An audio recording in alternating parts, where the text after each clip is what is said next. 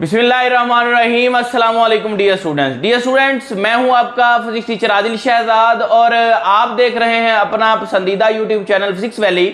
आज की वीडियो में बच्चों हम डिस्कस करने जा रहे हैं पार्ट 2 की फिजिक्स का चैप्टर नंबर 13 करंट इलेक्ट्रिसिटी, उसके न्यूमेरिकल प्रॉब्लम्स को। जी हाँ बच्चों, न्यूमेरिकल प्रॉब्लम आपको पता है कैसे करने हैं। आपने अपनी बुक्स को ओपन कर लें, रजिस्टर्स को ओपन कर लें और आपने साथ साथ इनको हल करना है और इनके आंसर्स वो जो निकालते जाना है, वेरीफाई करते जाना है और मुझे कमेंट सेक्शन में बताते जाना है। आइए जरा आगाज करते हैं। पहले न्यूमेरिकल की स्टेटमेंट है, how many electrons pass through an electric bulb. How many electron मतलब आपने ये फाइंड आउट करना है, तो टू फाइंड में लिख लें नंबर ऑफ इलेक्ट्रॉन्स, एन आपने फाइंड आउट करना है।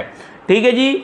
इन 1 मिनट टाइम दिया गया है कितना जी, 1 मिनट, उसमें सेकंड कितने होते हैं, 60 होते हैं। नेक्स्ट क्या है जी, if the 300 milliampere current is passing through it, मतलब एक बल्ब में से 1 मिनट में अगर 300 milliampere current pass out करता है तो उसमें इलेक्ट्रॉन कितने होंगे, ये बच्चों आपने फाइंड आउट करना है। तो आप जानते हैं ये फार्मूला आपने पढ़ा हुआ है, आई जो है करंट जो होता है वो होता है I is equal to Q बटा टी। ये फार्मूले से आप सब लोग वाकिफ हैं और ये जो क्यू है ये भी आप जानते हैं, ये आप पुट कर सकते हैं Q is equal to N E, तो इसकी जगह पे आप इसको पुट कर दें। बड़ा आसान न्यूमेरिकल है, ये शॉर्ट क्वेश्चन में भी आ जाए। अब आपने एन फाइंड आउट करना है, तो एन को एक तरफ रहने दे, ये हो जाएगा आई क्रॉस टी बाय ई। लें जी न्यूमेरिकल आपका हो गया 300 मिली एम्पेयर, इसको आप लिख लें 300 मल्टीप्लाई 10 के बाद -3, टाइम कितना है 60 और चार्ज कितना 1.6 मल्टीप्लाई 10 के बाद -19 कूलम। जी हाँ बच्चों, इसका जवाब जरा निकाल के बताइए, इसका जवाब कितना आता है, कैलकुलेट करें और इसका आंसर बताएं। हरी आप जल्दी करें, मैं इसका डायरेक्ट आंसर लिखूंगा 1.12 मल्टीप्लाई 10 की पावर 20 है शायद ये वाला इसका आंसर। लें जी बच्चों, ये आपका जो है वो पहला न्यूमेरिकल जो है वो हो गया। नेक्स्ट हम देखते हैं न्यूमेरिकल नंबर 12.2 है, 13.2 है। ए चार्ज ऑफ 90 कूलम, चार्ज दिया गया बच्चों, पहली चीज जो डाटे में वो 90 कूलम दिया गया है। Passing through a wire in 1 our and 15 minute, 1 घंटा 15 मिनट में 90 कूलम पास आउट कर रहा है। 1 घंटे में 3600 सेकंड होते हैं और 15 मिनट में 900 सेकंड, तो इसको सेकंड में कन्वर्ट करेंगे तो ये कितना बन जाएगा 4500 सेकंड। इसके बाद बच्चों आपके पास what is the current in the wire, आपने जी करंट फाइंड आउट करना है। तो मेरा नहीं ख्याल कि आपके लिए कोई ये इशू होना चाहिए। करंट का फार्मूला बच्चों क्या होता है, I is equal to Q बटा टी, चार्ज कितना है 90 और टी कितना है 4500। लें जी इसका आंसर निकालें, कितना आंसर आएगा, आंसर फाइंड आउट बच्चों करें। मैं इसका डायरेक्ट आंसर लिखूंगा, आपके पास आएगा जी 20 मिली एम्पेयर। आप इसका आंसर ये वेरीफाई करें, फार्मूले में वैल्यूज पुट करें और इसका जवाब निकाल के दें। नेक्स्ट बच्चों ये हो गए 2। नेक्स्ट हम डिस्कस करने लगे हैं 13.3। इसका मैं पहले सर्किट बना देता हूं ताकि जो है वो क्वेश्चन की लेंथ कम रहे। थर्ड में जी find the equivalent resistance of the circuit. बच्चों ये एक सर्किट दिया गया है, इसको जरा तसल्ली से ऑब्जर्व करें। एक रेजिस्टर इसमें R1 है, एक R2 है, ये दोनों पैरेलल लगी हुई हैं और तीसरी R3 है और इसमें एक वोल्टेज सोर्स लगा हुआ है 6 वोल्ट का। आपने फाइंड आउट क्या करना है, सबसे पहले इक्विवेलेंट रेजिस्टेंस R1 दी हुई है, R2, R3 और 6 वोल्ट आपके पास पोटेंशियल दिया हुआ है। आपने पहले नंबर पे क्या फाइंड आउट करनी, इक्विवेलेंट रेजिस्टेंस, और इसमें जो टोटल करंट ड्रा हो रहा है, टोटल करंट यूज हो रहा है वो आपने फाइंड आउट करना है। व्हाट इज दी नेक्स्ट जो आपने करना है, and the current through each resistor. ये 3 रजिस्टर्स हैं R1, R2, R3, इनमें जितना जितना करंट जो है वो यूज हो रहा है, ड्रा हो रहा है, वो सारा आपने फाइंड आउट करना है। सबसे पहले बेटे इक्विवेलेंट रेजिस्टेंस हमने फाइंड आउट करनी है। गौर से देखिए R1 और R2 क्या है, दोनों पैरेलल हैं। तो आप पहले तो इनको सोल्व करेंगे, पैरेलल कॉम्बिनेशन ऑफ रेजिस्टेंस का मैंने आपको फार्मूला उनको सोल्व करना सिखाया हुआ है। यहां पे आपको एक शॉर्टकट बताऊंगा, दो रेजिस्टेंस पैरेलल है, सपोज इन दोनों को ऐड करने से R डैश आता है। जब भी पैरेलल कॉम्बिनेशन को आपने सोल्व करना हो बच्चों, आपने जिनको हल कर उनको ऊपर product over addition, product over addition, ये शॉर्टकट याद रख लें। वैसे फार्मूला आपके पास होता है 1/r equivalent is equal to 1/r1 plus 1/r2। वो उस तरीके से भी करें, वो आपको थोड़े स्टेप ज्यादा लगेंगे, ये मैंने आपको शॉर्टकट बता दिया है। Product over sum, product over sum. आइए जरा आप इनको हल करते हैं।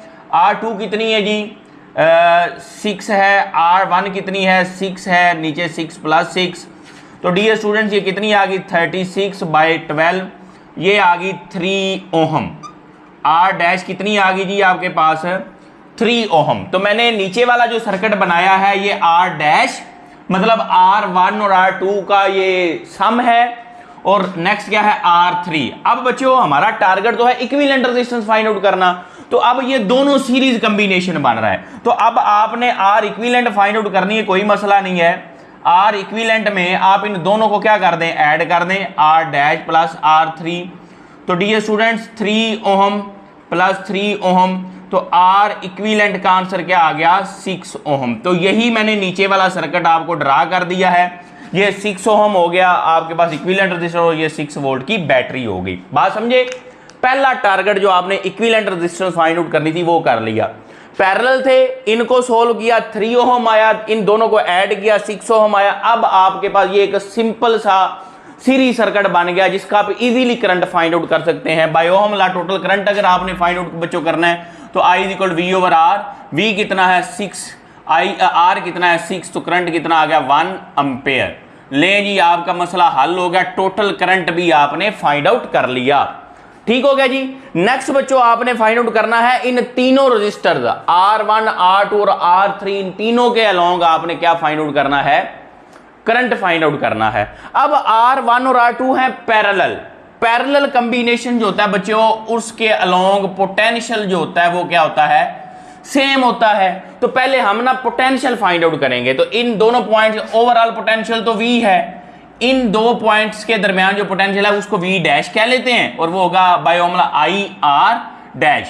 तो I कितना है बच्चों, अभी आपने फाइंड आउट किया 1, और R डैश कितना है 3, तो ये बच्चों कितना आ गया 3 वोल्ट आ गया। V डैश कितना आ गया 3 वोल्ट। डन जी, इतनी बात आपने याद रखी, ये यही यूज होना है आगे, इसको आप हाईलाइट कर लें। अब आपने करंट थ्रो रजिस्टर R1 करना है, I इक्वल टू V/R होता है, V डैश कितना है 3, R1 कितना है बच्चों 6, ये आ गया 1/2, तो I1 का आंसर बच्चों आ गया 0.5 ampere. Please highlight this answer, I1 का आंसर क्या आ गया 0.5 एम्पेयर आ गया। नेक्स्ट आपने करना है R2 के लॉन्ग, तो कोई मसला नहीं, I2 is equal to V dash over R2, V2 dash की वैल्यू 3 है, R2 की वैल्यू भी 6 है, 1/2, तो I2 का आंसर बच्चों क्या आ गया 0.5 एम्पेयर। अब ये दो पैरेलल कॉम्बिनेशन के करंट हैं, इसमें भी 0.5 जा रहा है। आप देखें ओवरऑल करंट 1 एम्पेयर था, इधर कितना आ रहा है 0.5, इधर भी कितना आ रहा है 0.5, और ये 0.5 इधर आके यहाँ पे क्या हो जाएगा इकट्ठा होके 1 एम्पेयर। और सीरीज में करंट क्या होता है, सेम होता है। तो अगर आपने I3 फाइंड आउट करना है तो आप इन दोनों करंट्स को जमा कर दें। I3 क्या आ जाएगा I1 0.5, तो डियर स्टूडेंट्स I3 क्या आ गया 1 एम्पेयर। तो ये बच्चों था बड़ा आसान सा, वैसे बच्चों को मुश्किल लगता है, लेकिन ये जो मैंने आपको सेपरेट इनकी डायग्राम बना के समझाया, इंशाल्लाह होप्स आपको इससे इसकी टोटली अंडरस्टैंडिंग होगी। क्या करें, पहले पैरेलल कॉम्बिनेशन को हल करें, फिर उन दोनों को जमा करके इक्विवेलेंट रेजिस्टेंस निकालें, फिर आप टोटल करंट निकालें ओहम लॉ से, फिर आपने चूंकि हर एक में करंट फाइंड आउट करना है तो आप इनका पोटेंशियल जो यहाँ पे ड्रॉप हो रहा है जो यहाँ पे हो रहा है इनको अलग-अलग कर लें। इसका जो पोटेंशियल ड्रॉप हो रहा है वो आपने फाइंड आउट किया 3 वोल्ट, और फिर उसकी वैल्यू से आपने R1 और R2 के थ्रू करंट फाइंड आउट कर लिया। तो ये था न्यूमेरिकल नंबर 13.3। नेक्स्ट हम डिस्कस करेंगे 13.4 को। 13.4 जो है बड़ा आसान है बच्चों। आपके पास एक रेक्टेंगुलर बार ऑफ आयरन है जिसका आपके पास जो है ना 2 centimetre bye 2 centimetre cross section area है। मतलब डाटे में सबसे पहले आप लिखेंगे इसका एरिया 2 सेंटीमीटर बाय 2 सेंटीमीटर। आप जानते हैं सेंटीमीटर का 10⁻² मीटर लिख सकते हैं, इधर भी 10⁻² लिख सकते हैं। जब आप इसको मल्टीप्लाई करेंगे तो 2/2 4 और इस तरह पावर इनकी ऐड हो जाएगी तो एरिया क्या आ जाएगा 4 × 10⁻⁴ मीटर स्क्वायर। ये इसी जो आपके पास जो है वो बार है इसकी जो लेंथ है बच्चों वो 40 सेंटीमीटर है। आप इसको 0.4 मीटर लिख सकते हैं। और आपने करना क्या है जी, कैलकुलेट दी रेजिस्टेंस करनी है। आपने इस बार वायर की रेजिस्टेंस फाइंड आउट करनी है। कब? जब उसकी रेजिस्टिविटी कितनी है 11 × 10⁻⁸ ओहम मीटर है। तो बच्चों ये डाटा है, एरिया दिया हुआ है, लेंथ दी हुई है और रेजिस्टिविटी दी हुई है। परेशान होने की जरूरत ही नहीं है, आपने पढ़ा हुआ है मशहूर ज़माना फार्मूला R = ρl/a। जस्ट क्या करना है, आपने वैल्यूज पुट कर देनी है। रो की वैल्यू क्या है 11 × 10⁻⁸, लेंथ कितनी है जी 0.4 और एरिया कितना है जी यहाँ पे आपका 4 × 10⁻⁴।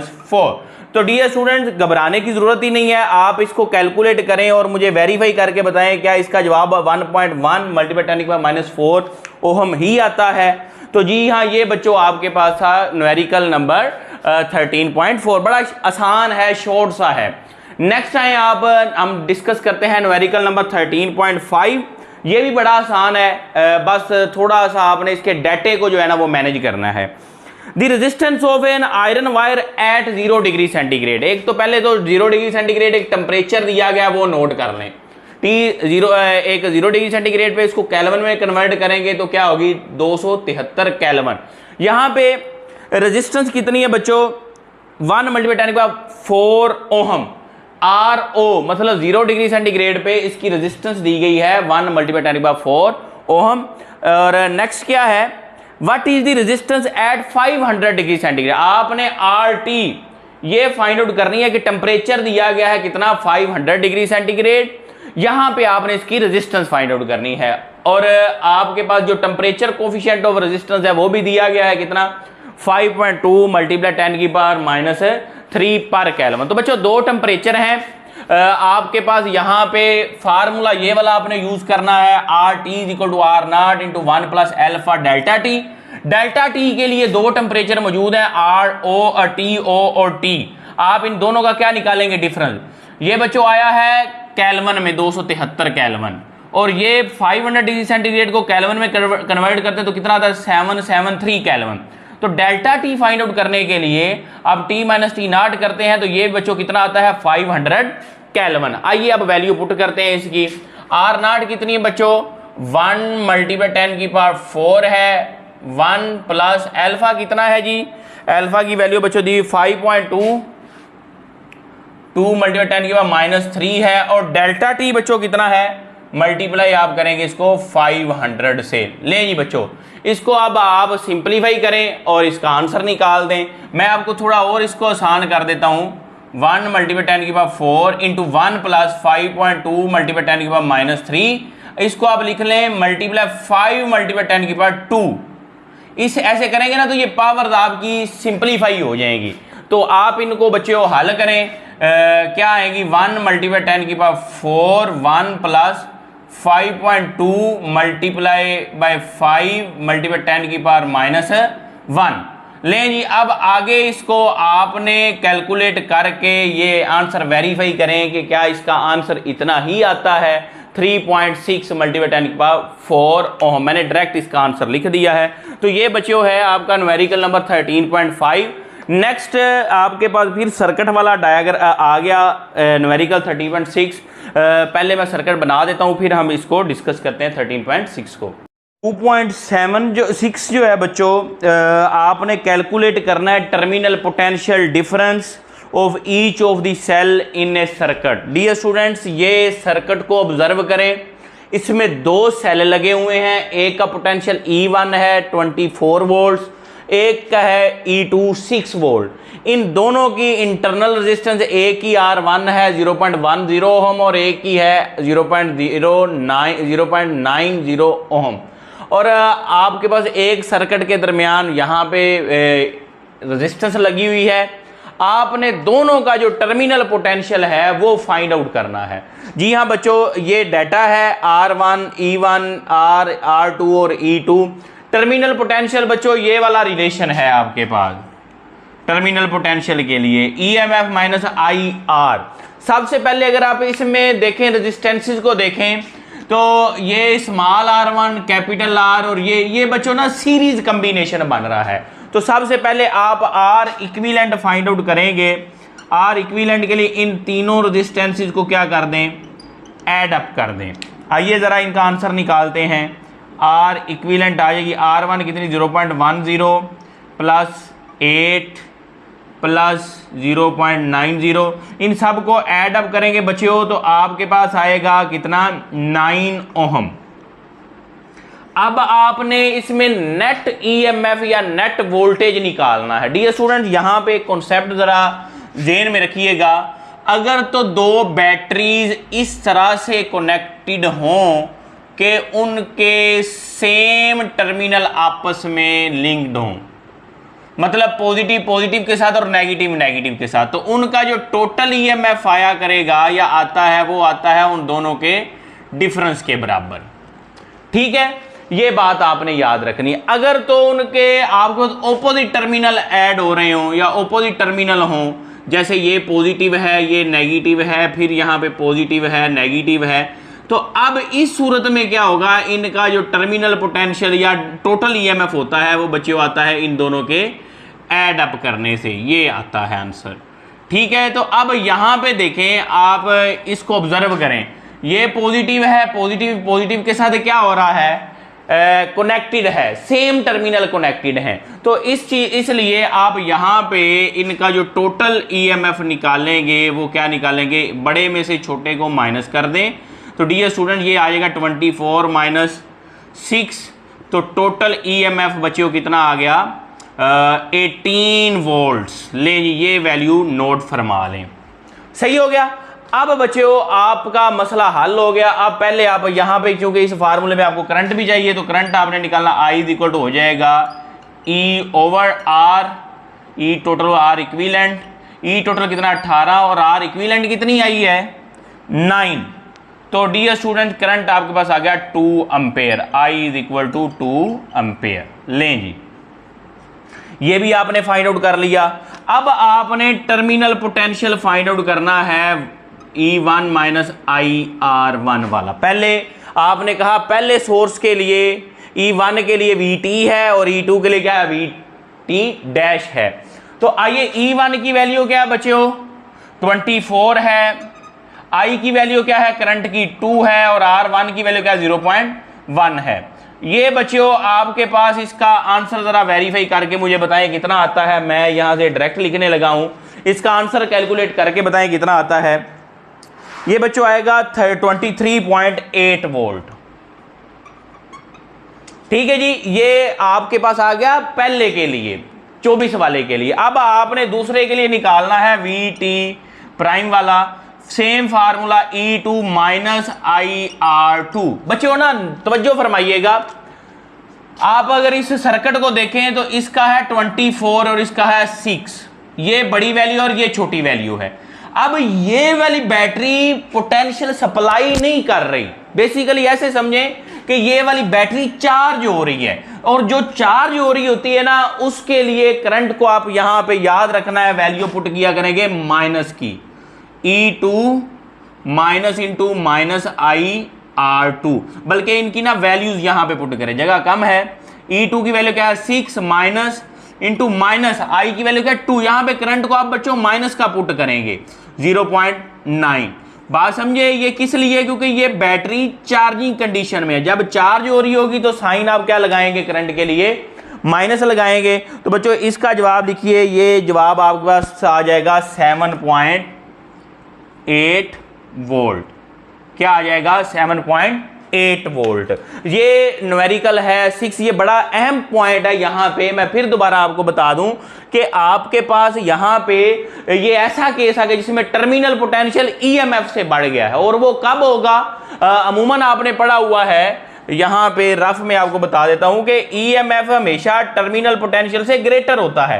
ये कब है? जब बैटरी डिस्चार्ज हो रही हो। इस पॉइंट को नोट कर लें। अब यहाँ पे ये लेस होगा टर्मिनल पोटेंशियल जब क्या हो रही होती है?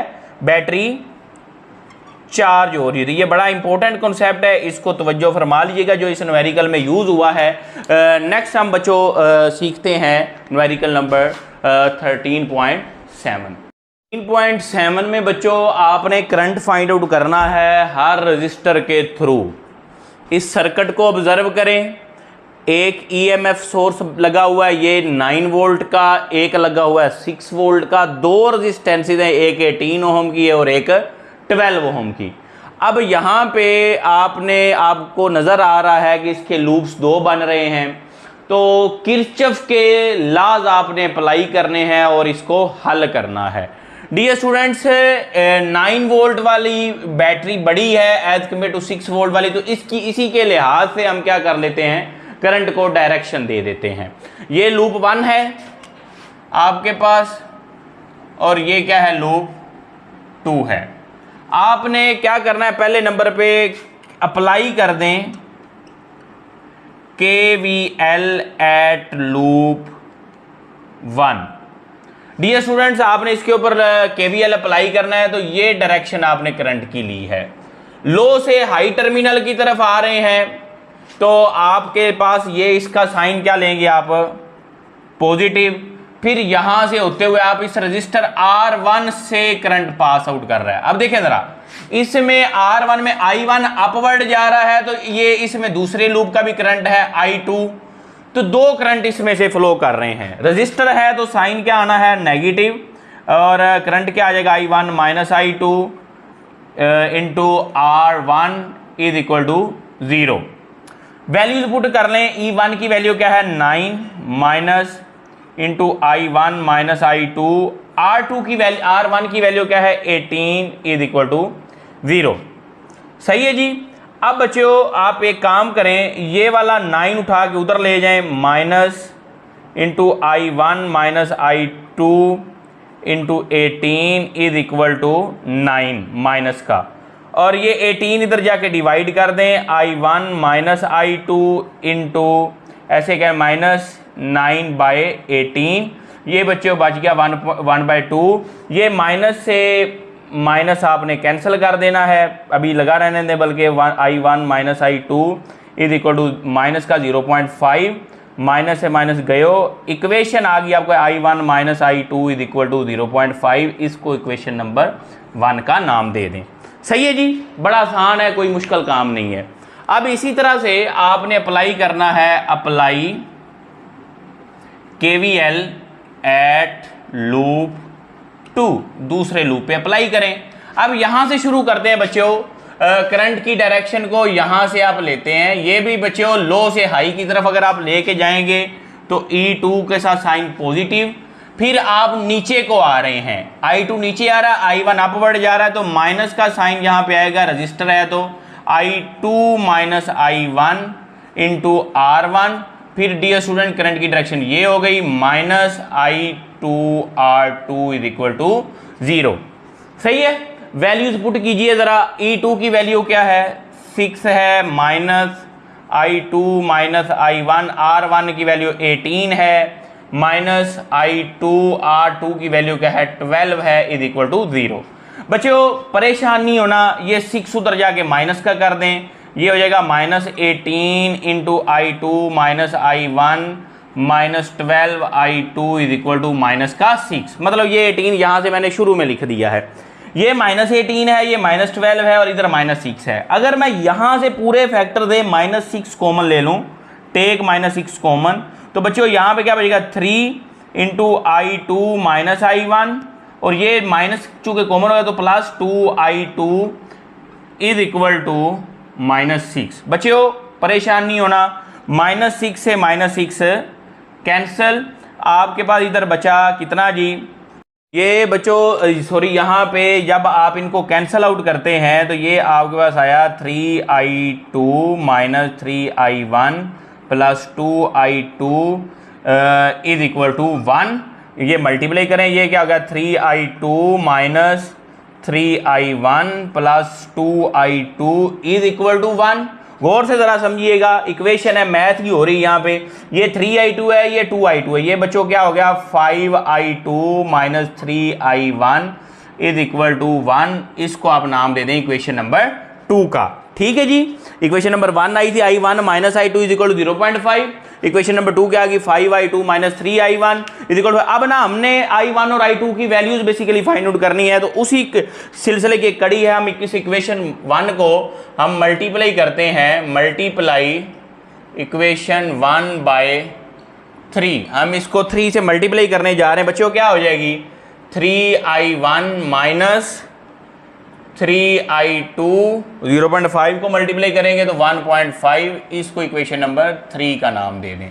अब आपके पास इसमें भी 3i1 है, इसमें भी 3i1 है, ये नेगेटिव का है, ये पॉजिटिव का है। तो आपने अगला स्टेप में क्या करना है, ऐड करना है इनको, एडिंग इक्वेशन 2 एंड इक्वेशन 3, इन दोनों को ऐड कर दें। 2 क्या है 5i2 minus 3i1 is equal to 1।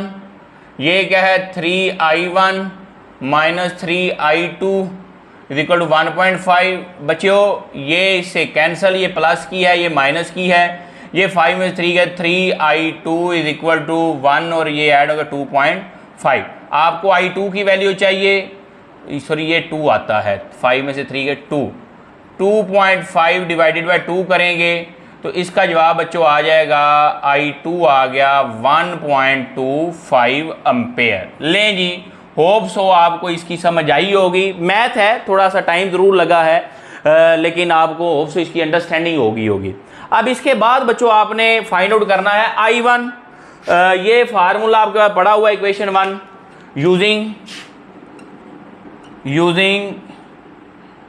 Equation 1 क्या है i1 minus i2 is equal to 0.5। i2 क्या आया है 1.25 इज इक्वल टू 0.5, ये उधर जाके जमा हो जाएगा। i1 बच्चों क्या आ गया 1.75 एम्पेयर। लें जी, ये लूप का करंट आया है, इस पूरे लूप में जो करंट फ्लो कर रहा है 1.75 एम्पेयर कर रहा है, और लूप 2 में जो कर रहा है वो 1.25 कर रहा है। अब जरा तवज्जो फरमाइएगा, ये R2 जो है ना, ये लूप 2 में सिर्फ शामिल है। तो आप ये वाला करंट कह सकते हैं करंट थ्रू रेजिस्टर R2, ये R2 में से फाइंड आउट कर रहा है, मूव कर रहा है। और इस तरह से करंट आपने अगर फाइंड आउट करना है करंट थ्रू किस में R1, तो R1 में बच्चों 2 करंट हैं, I1 जा रहा है और I2 आ रहा है। तो आप इसको पुट कर देते हैं I1 माइनस I2। I1 कितना आया है 1.75 और I2 कितना है बच्चों 1.25। इनको माइनस करेंगे तो ये बच्चों करंट आपके पास आ जाएगा 0.50 एम्पेयर। तो ये था करंट आपका जो फ्लो कर रहा है रजिस्टर R1 में, और ये है जो फ्लो कर रहा है रजिस्टर R2 में। ये बच्चों न्यूमेरिकल है, होप सो आपको इसकी समझ आ गई होगी। नेक्स्ट देखते हैं 13.8। लास्ट न्यूमेरिकल बच्चों लेंथी है, थोड़ा सा क्रिटिकल है, लेकिन मैं कोशिश करूंगा कि आपको आसान करके इसको समझाऊं। इसमें 6 रेजिस्टेंसेज लगी हुई हैं, आपने हर रेजिस्टेंस के थ्रू जो है वो पावर डेसिपेशन फाइंड आउट करनी है और करंट फाइंड आउट करना है। आइए ज़रा इसका आगाज़ करते हैं बच्चों। आपके पास इसमें 1 2 3 4 5 6 ये रेजिस्टेंसें लगी हुई हैं, 2 वोल्टेज सोर्स हैं, इसको E1 कह लें, इसको E2 कह लें। अब ये नाम नहीं दिए हुए, ये नाम हमने खुद से रखने, इनके अपनी मर्जी के मुताबिक रख सकते हैं। मैंने इनको क्या नाम दिया, इसको R1 का नाम दिया, इसको R2, R3, R4, R5 और R6। अब एक ये लूप बन रहा है और एक ये वाला लूप बन रहा है। बैटरी वैसे बड़ी ये वाली है E1 और दूसरी क्या है E2। पहले फर्स्ट ऑफ ऑल हमारा टारगेट है कि हमने करंट फाइंड आउट करना है। उससे पहले हम इन लूप्स को कोई डायरेक्शन दे दें। मैंने इनको ना जी क्लॉकवाइज डायरेक्शन में घुमा दिया है, 1 को भी और 2 को भी। तो आइए जरा इनके ऊपर सबसे पहले हम लूप 1 के ऊपर केवीएल अप्लाई करते हैं। आपके पास केवीएल लूप अप्लाई आप करते हैं तो यहां से आप शुरू कर रहे हैं करंट की डायरेक्शन लो से हाई, तो E1 क्या आएगा बच्चों, पॉजिटिव। फिर आप इस R1 से गुजर रहे हैं तो रजिस्टर्स की वजह से नेगेटिव साइन आएगा, माइनस I1 R1। फिर जैसे ही R2 से आपका करंट पास आउट करता है तो इसमें से 2 करंट हैं, एक I1 डाउनवर्ड आ रहा है और I2 क्या जा रहा है, अपवर्ड। तो I1 माइनस I2 R2 आ जाएगा।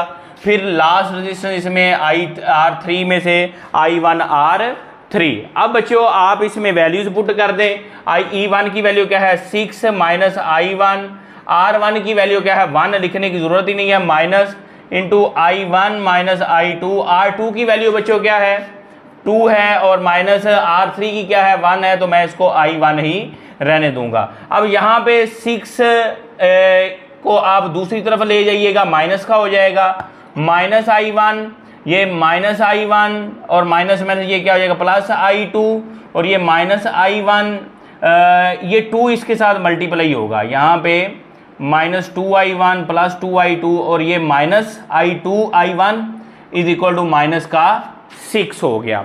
ठीक है बच्चों, अब आप इनको रीअरेंज अगर करें तो डियर स्टूडेंट यहाँ पे ये बनता है माइनस I1 माइनस 2 माइनस 3 और ये क्या हो जाएगा माइनस 4I1। यहाँ पे आए माइनस 4I1 और plus 2I2 is equal to minus का 6। डियर स्टूडेंट्स मसला कोई नहीं, 2 इनसे कॉमन लें और उधर जाके डिवाइड कर देंगे तो ये आपके पास फर्स्ट इक्वेशन बनेगी minus 2I1 plus I2 is equal to minus 3। ये फर्स्ट लूप के ऊपर आपने किरचॉफ वोल्टेज लॉ लगाया तो उससे ये इक्वेशन आ गया। अब सेम काम आपने अप्लाई करना है इस सेकंड लूप के ऊपर। अब बच्चों यहाँ पे आपने अनफॉर्चुनेटली जो है वो डायरेक्शन ये क्लॉकवाइज, तो आप हाई से लो आ रहे हैं इसलिए E2 को आप क्या लेंगे माइनस का लेंगे। फिर आपने जो है यहाँ से करंट ने फ्लो करना है तो रजिस्टर से माइनस I2 R6, फिर आप यहाँ से जा रहे हैं I2 अपवर्ड I1 डाउनवर्ड, तो I1 माइनस I2 R2, फिर आपकी करंट यहाँ पे पहुंचा माइनस I2 R4 और फिर यहाँ पे आया तो minus I2 R5 is equal to 0। अब इनकी जरा वैल्यूज पुट कर दें। E2 की वैल्यू क्या है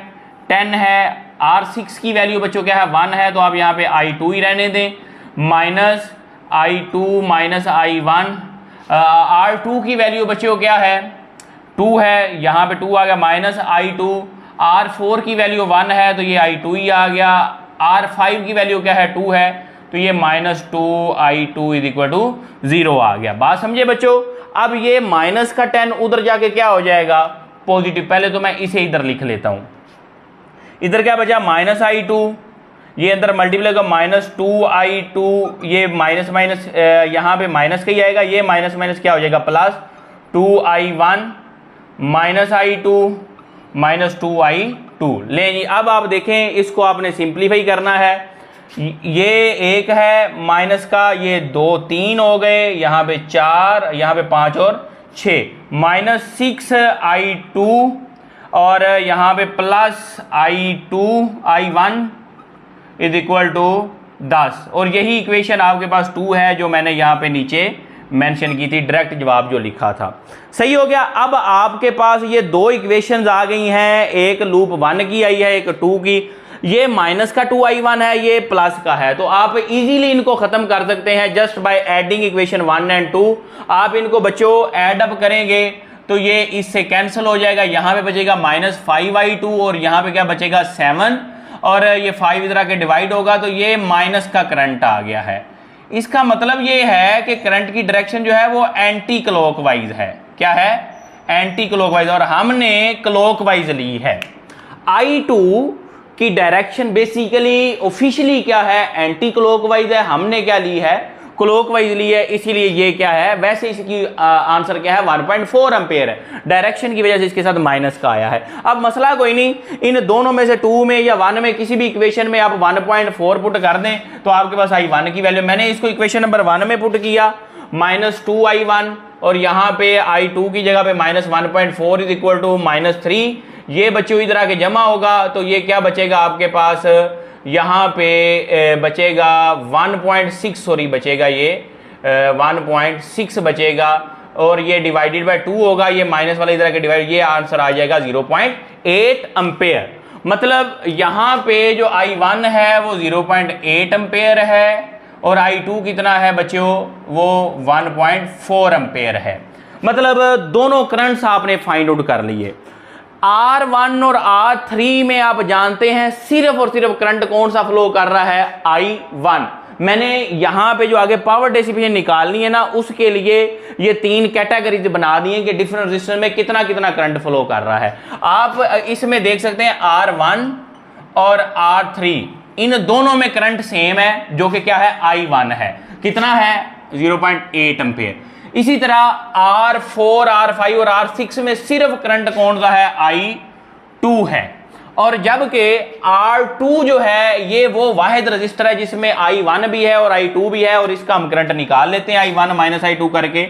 R2 में बच्चों करंट डिफरेंट है, 2.2 एम्पेयर जो है वो फ्लो कर रहा है। बात समझे यहां तक। अब आपने हर एक में पावर डेसिपेशन फाइंड आउट करनी, जिनमें करंट सेम है उनकी डेफिनेटली पावर डेसिपेशन भी सेम है। पावर डेसिपेशन R1 और R3 में बराबर होगी। I1 है इनमें दोनों, I1 square R1, I1 square equal R2 नहीं सॉरी R3। वैल्यूज पुट करें, I1 के इतना 0.8 का स्क्वायर और R1 और R3 1 है, तो बच्चों ये पावर डेसिपेशन 1 में और 3 में कितनी आ गई, 0.64 वाट आ गई। सही है। अब R2 इसमें करंट डिफरेंट था 2.2 एम्पेयर, तो इसमें निकालें, ये कितनी आएगी, I स्क्वायर, क्योंकि हमने इसके करंट को भी I का नाम दिया है, तो I स्क्वायर R2 2.2 का स्क्वायर इंटू 2, ये बच्चों आपके पास आंसर आ गया 9.68 वाट। ये मैंने डायरेक्ट लिखा है, ये वाला आपका भी आ गया। अब आपने पावर डेसिपेशन फाइंड करनी R4 में और R6। वजह क्या है, R4 भी 1 ओम है और R6 भी क्या है, 1 ओम है, तो इनमें पावर डेसिपेशन भी क्या होगी, सेम होगी। तो आप मसला ही कोई नहीं, I square R4 I square R6 I2 की वैल्यू पुट करें और दोनों 1 है, तो इसकी पावर डेसिपेशन कितनी आ गई, 1.96 वाट। और R जो बच्चों है आपके पास ये वाली 5, ये जो R5 है ये 2 ओम है, तो इसमें भी आप कर सकते हैं, आप पुट करें I2 स्क्वायर इंटू R5, इसको बेटे सोल्व करेंगे तो 3.92 वाट आएगी। ये लेंथ ही थोड़ा सा है, लेकिन घबराने की बात नहीं है, आसान है। आपने पहले किरचॉफ वोल्टेज रूल लगाने हैं, उसके बाद करंट की वैल्यू आ जाएगी, तो आपने हर एक रजिस्टर में जो जो करंट फ्लो कर रहा है उसकी वैल्यू पुट करते जाना है और पावर डेसिपेशन फाइंड आउट कर लेनी। तो डियर स्टूडेंट्स, ये थे चैप्टर नंबर 13 करंट इलेक्ट्रिसिटी के न्यूमेरिकल्स। और आप अगर यहां तक पहुंचे हैं तो मतलब सारे न्यूमेरिकल्स को देख के पहुंचे हैं, तो आपको वीडियो अच्छी लगी है तो इसको शेयर करें, लाइक भी करें और सब्सक्राइब भी करें। मिलते हैं बच्चों नेक्स्ट वीडियो में नेक्स्ट चैप्टर के साथ, तब तक के लिए अल्लाह हाफिज।